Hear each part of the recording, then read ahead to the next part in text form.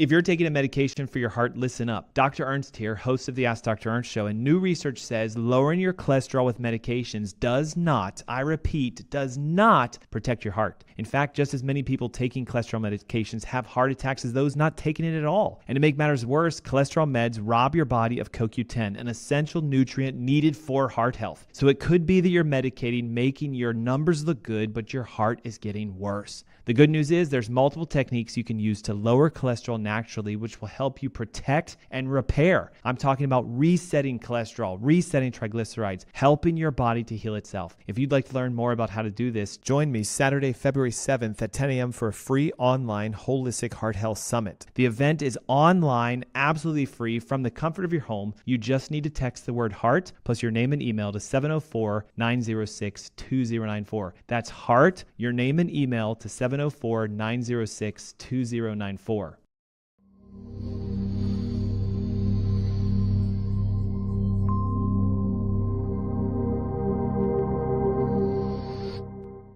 Good afternoon. Hey, it's Saturday, and it's time for the Ask Dr. Ernst Show. Yes, the show where pounds are shed, disease is dead, and where you get to be set free from your health problems.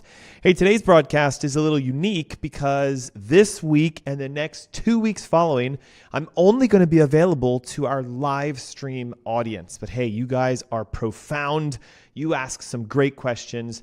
And today's topic is going to be on how to lower your blood pressure at home, how to become your own doctor and solve this challenge called blood pressure naturally.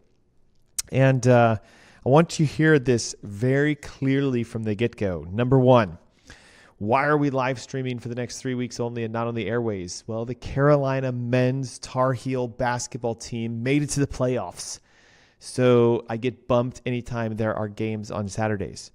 Why are we talking about high blood pressure? Because it's a condition that so many Americans deal with. Outside of thyroid medications, it is one of the highest, most prescribed medications for people to manage a health condition that isn't even a disease in the first place. So I want you to hear this. High blood pressure is not a diagnosis.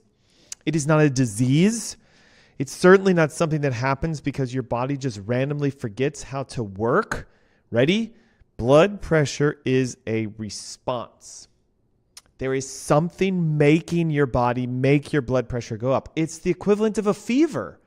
We used to think fevers were bad. Do everything you can to push a fever down. Today, however, a lot of pediatricians and even moms and doctors are like, whoops, that's old mentality. Fevers are a good thing. It's your body's response. It's your immune system taking over. Unfortunately, we haven't caught up to the idea that blood pressure is a response. I know this is going to sound nuts, but it's actually a good thing if your blood pressure goes up for short periods of time. We need elevations in blood pressure. Blood pressure is your body's natural, intelligent attempt, ready, to maintain blood circulation and oxygenation of your brain and your body's tissues in the face of, here it comes, resistance, deficiencies, stress, or imbalances. And until we understand why blood pressure is elevated, lowering the number alone is not going to fix or heal anything. And most people are told if your blood pressure is high, here's a medication, you'll be on this forever and you'll be fine. But no one really gets the true deep understanding of why the pressure is high in the first place. And we don't get any explanations of really like what the drug's going to do and how we can get off of it. It doesn't fix blood vessels, medications. It doesn't restore kidney function. It doesn't correct hormones. So what I want to do today is teach you that when you silence the alarm, so when you push your blood pressure down with medications, it's never going to solve the underlying issue of why it's elevated in the first place. So today, we're going to take a different way of thinking about blood pressure. I'm going to explain why the number that you have been taught to try to hit is meaningless. And then I'm going to walk you through 4 powerful things you can do at home to lower your blood pressure naturally, because these 4 things go after cause, not symptoms. And when you figure out the simple, easy ways of resetting your body's tone and restoring deficiencies and solving the resistance, boom, blood pressure, like a fever, will be there for a period of time, do its job, and then reset and go back to normal. But I first want to start with something. This idea that 120 over 80 is normal, because first of all, just so you know, it was never normal. Okay, so this concern, like, oh my gosh, my blood pressure is higher than 120 over 80, somewhere along the way in the history of humanity, this number became the line in the sand that you must have. If you're above it, you're sick and you have high blood pressure. If you're below it, you're healthy. And if you're super below it, you're even healthier. And this thinking is not only wrong, but it's extremely dangerous because it strips you of the biological reasons for blood pressure. 120 over 80 is not a natural blood pressure state. What is it? It's simply the statistical average of what, quote, healthy people have as a blood pressure. Averages do not define individuals. So think of it this way. You might have been one person with 130 over 90 as normal and healthy, but you were in the minority compared to those who were floating around 120 over 80. Human physiology, of course, exists on a spectrum. So think of it this way. If you look at a standard statistical bell curve, it simply means that the majority, about 75% of people, will fall somewhere within a range of like 115 to 125, 75 to 85. So if we average out that clump, we would say, oh, most people are approximately 120 over 80. But again, it's like 63 or 70% of the population. You could be one standard deviation above. What does that mean? Well, you could be 130 over 90 and still be in your completely normal zone, perfectly physiologically adaptive. Everything is fine for you. This is me. Like my blood pressure is averaging 130 to 135 on a systolic, sometimes 85, sometimes 90. And that's normal for me. It's been this way my entire life. So if I was to walk into a physician's office, they'd go, Dr. Ernst, your blood pressure is a little high. And I'm educated enough to go, yeah, I'm a standard deviation +1. This is my perfect normal. And I'm fine. Okay, blood pressure changes a lot with emotional stress. You guys have heard of this white coat doctor syndrome. People get stressed out just seeing a blood pressure cuff, and their blood pressure elevates. It can change with inflammation. It can change with sleep deprivation, which, by the way, a lot of people have. It can change with blood sugars and the instabilities you have in your diet. It can even change during detox and healing. It can go up if you need more oxygen and nutrients in your body. It even changes with your posture. If you put yourself into a highly stressed state with your head forward, your arms kind of crunched forward, your spine pushed back, it stimulates the sympathetic system and blood pressure goes up. So a blood pressure of 135 over 85 doesn't mean you're diseased. It simply means that your heart might be doing exactly what it's supposed to be doing if you're a +1 deviation. Look, you could also be a -1. There's some people who have really low blood pressure as their normal. So let's pretend that you now know this, but you're like, yeah, but I'm on a medication. My pressure is high, 155 over 95, and I want to do something the natural way. So we're going to look at 4 super powerful ways that lower blood pressure. And these are things you can do at home. And the first one is by far one of the quickest and most reliable ways to lower your blood pressure, sometimes within 24 hours. And it's the art of fasting. Yes, you heard it. We talk about fasting so many times on the Ask Dr. Ernst Show because it is a profound way to physiologically reset your body. Every time you eat, insulin goes up. And insulin is not just a blood sugar hormone. It is a storage hormone. It tells your kidneys to retain and keep sodium in the body. As a result, you try to dilute this extra sodium by retaining fluid. And as fluids retain, pressures go up. When insulin is elevated, it also directly signals the heart to elevate blood pressure. So why fasting lowers blood pressure? Great question. I'm so glad you asked. It lowers blood pressure because it removes the hormonal signals that tell your body to hold on to fluids, salts, and stress. Simple. Every time you fast, insulin levels start to go down. Your blood sugars go down. Insulin, again, tells your kidneys, keep all that sodium in the body. Then you retain water to balance the sodium.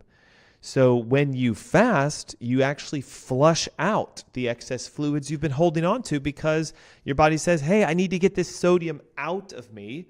And where the sodium goes, the water goes. So if sodium comes out of you in your urine, the water comes out of you in your urine. Some people say like, hey, I lost 3 pounds when fasting just for one day. More than likely, if you hopped on a scale, you probably didn't lose any fat yet in 24 hours. You haven't lost any muscle mass yet, but you lose body water. And so many of us are so overly fluid filled because we're inflamed. It's a great way to lower your blood pressure. Insulin goes down, the kidneys release sodium and water. Blood vessels thus are not as stressed and they start to relax, and so the pressure comes down. Fasting is also a great way to calm down your nervous system's sympathetic dominance. It lowers cortisol. It turns off the fight or flight response. It can help you to just physically relax because unfortunately, a lot of you, it takes a lot of stress and energy to digest the food, I'm using air quotes, the food that you eat because it's not technically food.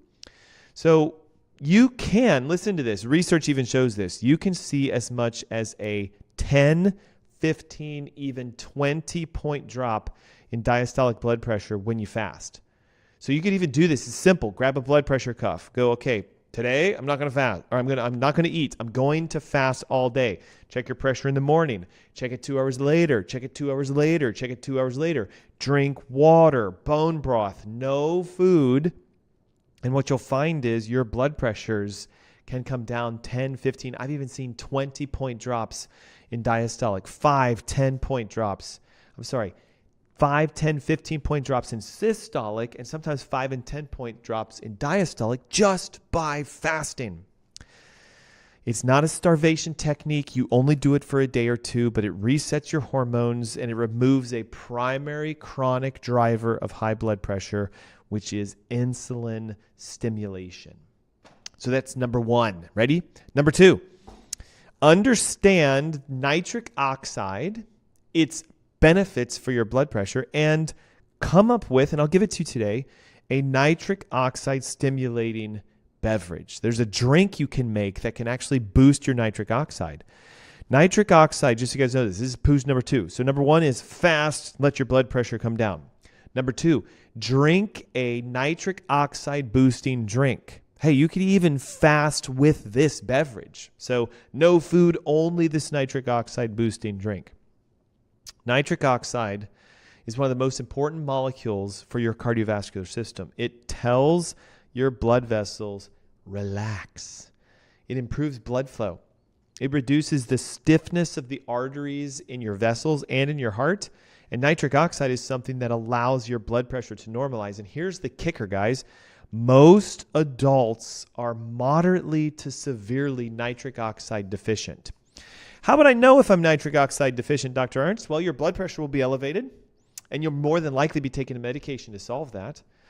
Inflammation destroys nitric oxide. So if you're inflamed, which most people are, nitric oxide levels start to drop. Elevated blood sugars, so fasting sugars that are over 100 reduce it. The simple fact that as we age, we produce less nitric oxide. So 40 years old versus 50 versus 60. The reason blood pressure generally shows up in people over the age of 50 is because you naturally, inherently can't make as much nitric oxide, so you must stimulate nitric oxide. Here's another big challenge. All prescriptive medications shut off nitric oxide pathways in the body. Processed foods starve you of the nutrients you need to make nitric oxide. So when nitric oxide is low, blood vessels are very stiff, they're not very relaxed, they cannot dilate, and the result is blood pressure goes up. Now, there are certain foods, here we go, ready, that can stimulate nitric oxide production in your body. primarily leafy, green, somewhat bitter herbs and lettuces, etc. Arugula is one, very famous, right? It has that kind of like spicy bitter bite. Spinach, beets, celery, parsley. I think you see where I'm going with this, right? If I made a vegetable juice of greens, spinach, arugula, beets, celery, parsley, these are nitrate-rich foods. You need nitrate to make nitric acid. So a lot of us are nitrate deficient because most of us just don't eat foods that stimulate nitric oxide.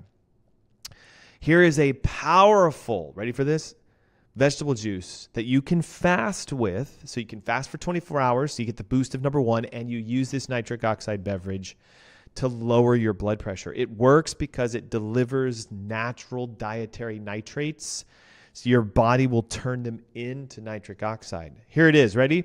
1 medium red raw beet. Easy. Chop it up, run it through your juicer. 3 to 4 stalks of celery, a handful of spinach, a handful of arugula, half of a lemon, a little bit of ginger, and do about a half cup of parsley. These are all simple things you can get at the grocery store very easily. Crank them through a juicer, drink it immediately. Because the longer it sits at room temperature, this is the challenge with I'm going to go to those juice bars and buy the pre-juiced ones. Every second that goes by, the nitrate is going down. So they're much more effective if you do it by yourself. Why on earth would this specific juice lower blood pressure? Well, again, beets, arugula, spinach, celery, parsley. Easy. Beet, arugula, spinach, celery, parsley. Super high in nitrates, and your body will take the nitrate and turn it into nitric oxide, which again makes the blood vessels relax. It widens them. It stimulates arterial productivity. And if you think about it, celery in and of itself is extremely high in potassium, which can help to further relax the vessels of your body. Ginger, right, is a huge anti-inflammatory, and it increases circulation. And lemon can support your detox pathways and help your kidneys to flush out. So how often should we drink this? Well, if you're fasting for 24 hours, whenever you're hungry, drink one. Make it, drink it. So you could have it 5 or 6 times a day within a day and see your blood pressure come down. So that is number 2. Now, a little secret for you guys. One of the most common things people do at home that makes them not get the awesome nitric oxide benefits is if you regularly use antibacterial toothpastes or mouthwashes, because you need the bacteria in your mouth to make nitric oxide. So we don't want to be really like soaping, sudsing, killing all the bacteria out of our mouth. You need these bacteria. So here's a little twister on it, right? Your toothpaste and your mouthwash might be why your blood pressure's high, because you're killing the bacteria in your mouth and you can't make nitric oxide.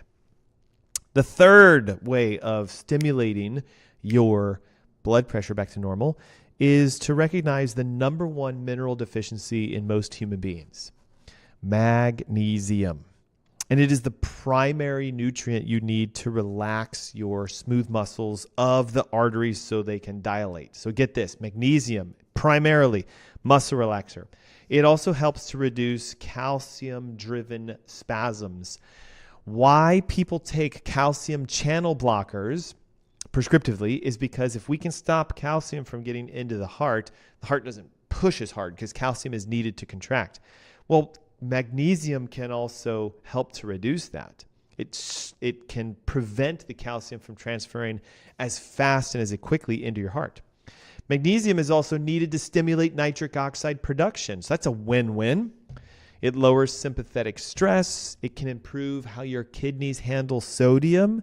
So do you hear this? If you fast for a day with that juice I just gave you, you get the benefits of my kidneys release all the sodium, the waters come out, I'm drinking this nitric oxide drink, and you can take a magnesium supplement. Okay, there are like 8 or 9 different magnesiums. Magnesium citrate, magnesium toluene. So how do I know which one is the best? Okay, across the board, all science and studies confirm this. 2 of the best that work for blood pressure. Magnesium glycinate.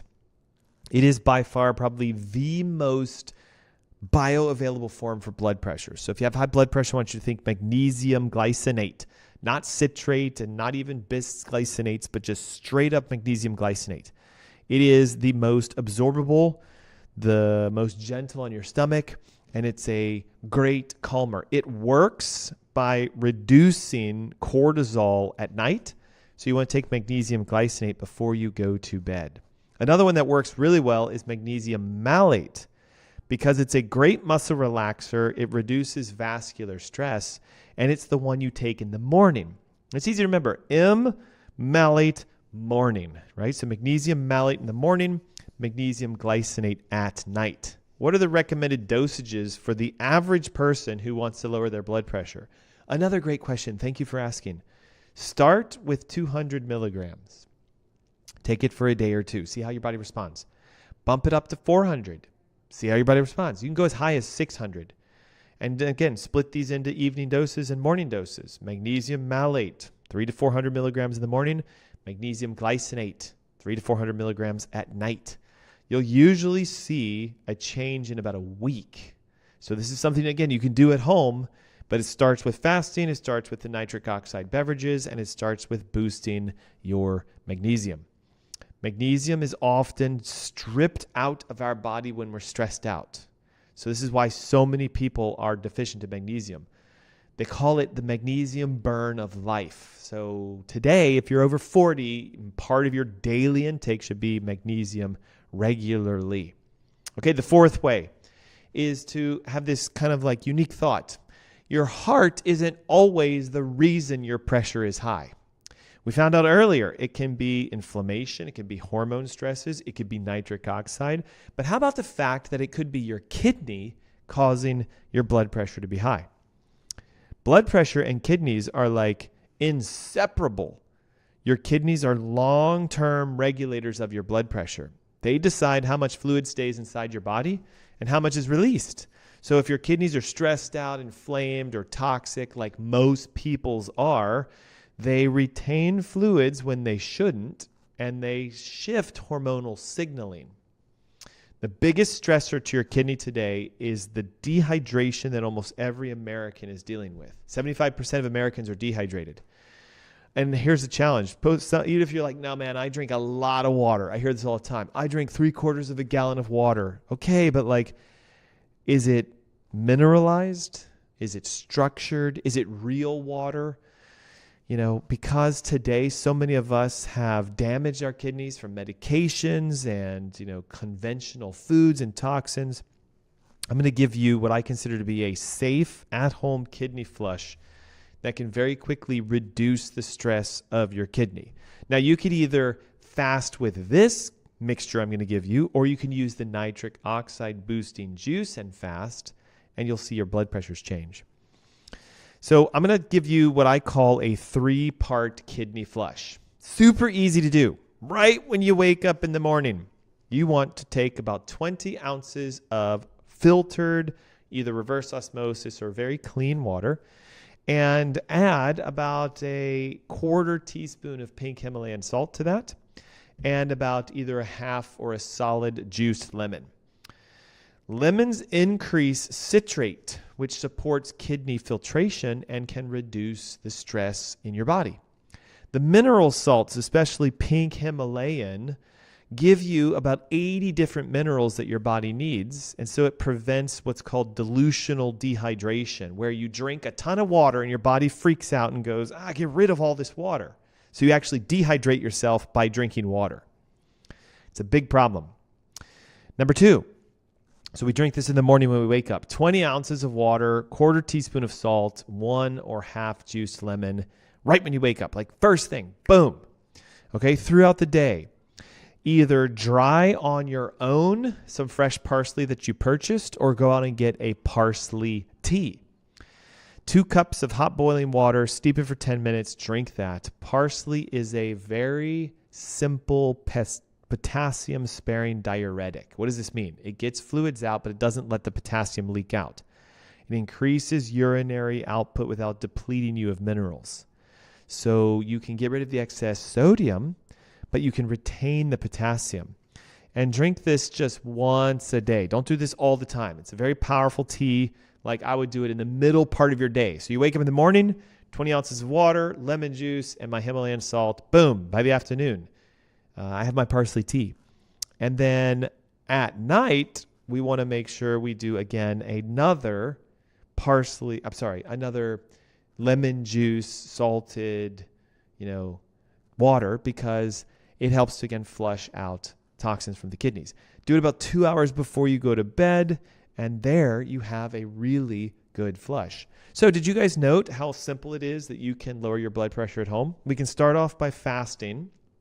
And again, you can fast with the salted lemon waters. You can have those parsley teas at least once a day while fasting.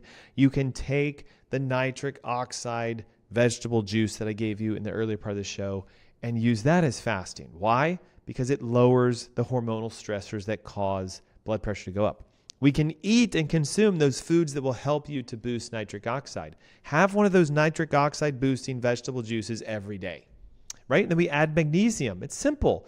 200 to 400 milligrams of magnesium malate in the morning, 200 to 400 milligrams of magnesium glycinate at night, helps to stimulate the vessel relaxation, and do a kidney flush every so often.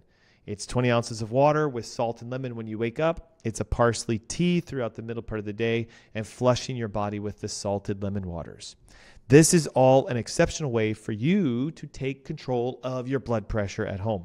And listen, your body is innately designed. It knows what it needs to do. So if instead of forcing it down with medications, we address the inflammation, the hormonal imbalance, the deficiencies, boost your nitric oxide, you can watch blood pressure change very, very fast.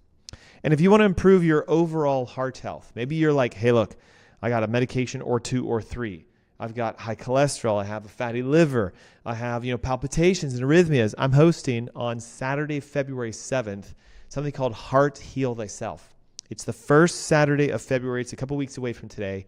It is a live event where I will take you through how you can control your heart naturally, bounce back from cardiovascular disease, and even prevent your heart from ever having a cardiovascular health issue in the first place. I'll teach you how to restore it naturally, why your doctors and the cardiovascular approaches of conventional cardiology may actually be harming you, and we'll give you all the tools you need to become a healthy heart healer. Above or below in the description of this video is a link you can click on that'll take you to a registration page, and it's 100% free. And as a gift, you get the Ask Dr. Ernst Heart Heal Thyself Masterclass ebook. Again, it's chock full of all the information you need to become a natural healer for your heart. Hey, thanks for tuning in for this special live stream only broadcast of the Ask Dr. Ernst Show.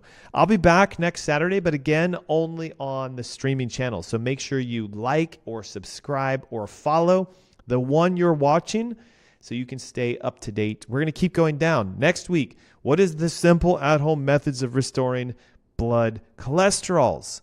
And then we're going to talk about fatty liver and its connection to cardiovascular health. And how do you break out of a fatty liver at home again over the next couple weeks? Be blessed. Thanks for tuning in. I'll see you guys next Saturday. Until then, bye-bye.